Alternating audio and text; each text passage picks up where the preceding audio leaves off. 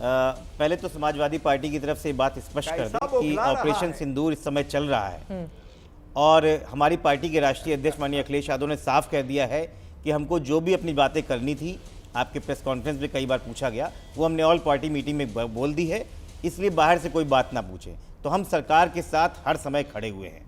लेकिन आपके माध्यम से मैं दो चीज़ें कांग्रेस को जरूर बोलना चाहूँगा। हमारे साथ में है, इंडिया अलायंस में है, और साथ में अभी चरण सिंह सापरा भी कुछ सवाल पूछ रहे थे। मैं कह रहा था इधर उधर की बातें मत कराइए, क्योंकि भारतीय जनता पार्टी अय्यारों की पार्टी है, वो एक डाइवर्जेंट पॉलिटिक्स खेलती है। मुझे लगता है कि अगर आप डाइवर्जेंट पॉलिटिक्स के चक्कर में आ जाएंगे तो जो आपके मूलभूत सवाल हैं वो खो जाएंगे, और मूलभूत सवाल हमें करने का हक हमारी संसद देती है, हमारा कॉन्स्टिट्यूशन देता है, जिसके आर्टिकल 19(1) में बताते हैं कि आप इस देश की सरकार से सवाल पूछ सकते हैं। क्या है मूलभूत सवाल? तो सरकार के सवाल वही है, साहब इनको बोलने दें प्लीज। सरकार के सवाल वही है कि हमें ये बात पता होनी चाहिए कि 200 किलोमीटर के अंदर वो आतंकवादी कैसे आए, क्योंकि ये सवाल सबसे बड़ा है। बार बार ऑल पार्टी मीटिंग में भारत सरकार ने बोला कि इंटेलिजेंस फेलियर है, जबकि वो बात झूठ थी। इंटेलिजेंस इनपुट था, और इस देश के बड़े अखबार में, मैं नाम ले रहा हूं यहाँ पर कोट करके, द हिंदू और टाइम्स ऑफ इंडिया ने दोनों बताया कि इंटेलिजेंस इनपुट कैसे था कि 2 टेररिस्ट, जिसमें कश्मीर के थे, एक अनंतनाग का आदिल गुरी और पुलवामा का एहशाम, उसके मूवमेंट की लगातार इनपुट दी गई थी। तो इंटेलिजेंस फेलियर नहीं था, फिर ऐसी बड़ी घटना क्यों हुई, यह सरकार को जवाब देना पड़ेगा। बैसरन घाटी में सिक्योरिटी क्यों नहीं थी, ये सरकार को सवाल का जवाब देना पड़ेगा। और सीज फायर कैसे हुआ? आप कहते हैं कि ये सिंगल ऑपरेशन था, कॉम्बैट ऑपरेशन था। सीज फायर युद्ध में होता है, तो ये सीज फायर था या किसी के कहने पे आप रुके या क्या ये बड़े सवाल है चित्रा जी। अगर कांग्रेस पार्टी इधर उधर की बातों में फंसेगी तो जो मेन मुद्दे हैं हमारे, सीज फायर में किसी तीसरे देश की मध्यस्थता नहीं थी। हाँ चित्रा जी बिल्कुल सही बात बोली।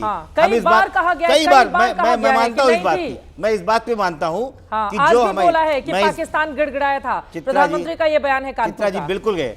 लेकिन अफसोस की बात है कि यूनाइटेड स्टेट ऑफ अमेरिका के राष्ट्रपति 8 बार, और कल उन्होंने एक बड़ा काम किया, मार्को रूबियो ने एक वहां पे जो ट्रेड के ऊपर जो लॉ चल रहा है, जजेस के सामने एक एफिडेविट दिया कि आप ट्रेड पे हमारे कोई उंगली मत उठाइए, क्योंकि रिसेंटली उन्होंने इंडिया पाकिस्तान के बीच में ट्रेड वॉर की वजह से हमने मध्यस्थता करी और गड़बड़ हो जाएगा, और वो एफिडेविट दिया है। तो क्या ये समय नहीं आता है? कोर्ट ने खारिज कर दिया है, नहीं खारिज कर दिया है, लेकिन ये बात है, कर दिया, फिर आप कहेंगे वो मामला उठाया गया। फिर अगर वहां की गवर्नमेंट ये बात कहती है तो क्या ये बात हमारे देश के प्रधानमंत्री को बोलना है कि हमारे बीच में कोई नहीं आएगा? स्वीकार नहीं कर रही है, उसको समाजवादी पार्टी क्यों मान रही है? नहीं, कोर्ट उस दलील को नहीं मान रही है। उस बात को नहीं स्वीकार करने की बात कर रही है। कोर्ट ने उस दलील को नहीं माना कि इस दलील की वजह से हम आपके पे ट्रेड पे ऊपर अंकुश नहीं लगाएंगे। दलील अच्छे से रखा गया होता, कोर्ट मान लेते, दलीलों के आधार पर ही तो सब तय होता है। यही तो मैं कह रहा हूँ। तो ये जो बड़े सवाल है, ये देश को चाहिए। प्रधानमंत्री बोले नहीं फर्क पड़ेगा, वो बार बार बोल रहे हैं पाकिस्तान गिड़गिड़ाया, प्रधानमंत्री ने नहीं बोला, युद्ध विराम। प्रधानमंत्री ने नहीं बोला, प्रधानमंत्री को स्पष्टीकरण देना चाहिए। बहुत सवाल हैं जो सुलझे हैं, लेकिन मैं फिर बोल रहा हूं, जब तक आप इधर उधर की बात करते जाएंगे वो मुख्य मुद्दे गायब हो जाएंगे। जैसे पुलवामा में आज तक नहीं पता चला आरडीएक्स कैसे आया, वैसे आज तक नहीं पता चलेगा ये कैसे आया। ठीक है, इसका जवाब मैं लूंगी। राजीव तुली जी, अब मैं सीधे आपके पास आते हुए, ये जो वाजिब सवाल उठाए जा रहे हैं कुछ तो बेहद महत्वपूर्ण है, सरकार की ओर से क्यों नहीं स्पष्ट कर दिया जाता? उसके बाद में फौरन अभिषेक झा जी आपके पास, कंचना यादव जी आपके पास आ रही हूँ। राजीव तुली जी। जी धन्यवाद चित्रा जी। चित्रा जी देखिए, हमारे देश ये इको मैं पीसीआर से रिक्वेस्ट करूंगी वो तुरंत ठीक करें, बाकी लोगों का भी चेक कर लें प्लीज, अपनी बात आगे बढ़ाएं। जी जी जी। तो चित्रा जी, भारत में जो लोकतंत्र है उसकी खूबसूरती इसी में है कि इसमें सवाल पूछे जा सकते हैं। बिल्कुल। परंतु कौन सा सवाल कब करना, किससे करना, किन शब्दों में करना, ये मर्यादा और ये विवेक सबके पास होना चाहिए। राजनीतिक दलों के पास तो और अधिक होना चाहिए, क्योंकि वो समाज का, देश का नेतृत्व कर रहे हैं। देखिए, पहला सवाल रेवंत रेड्डी जी का, उन्होंने कहा कि राफेल कितने गिरे, तो उसका उत्तर जो एयर मार्शल भारती हैं उन्होंने दे दिया। उन्होंने कहा कि हमारे सब जो पायलट हैं या सब वो सुरक्षित है, पहली बात। दूसरी बात, आप मान लीजिए जी। एक हाइपोथेटिकल सिचुएशन लेते हैं कि एक आध दो रफाल गिर गए, मान लीजिए गिर गए। आप ये देखिए कि उसके बावजूद युद्ध है, युद्ध में तो गिरेंगे, युद्ध में जो सैनिक हैं वो वीरगति को भी प्राप्त होंगे, कुछ उनके एसेट्स को नुकसान होगा, हो सकता है कुछ हमारे एसेट्स को भी नुकसान हो, परंतु उसको आप एक राष्ट्रीय मुद्दा बनाएंगे कि अपना एसेट का नुकसान कितना हुआ, पहले आप वो बताइए।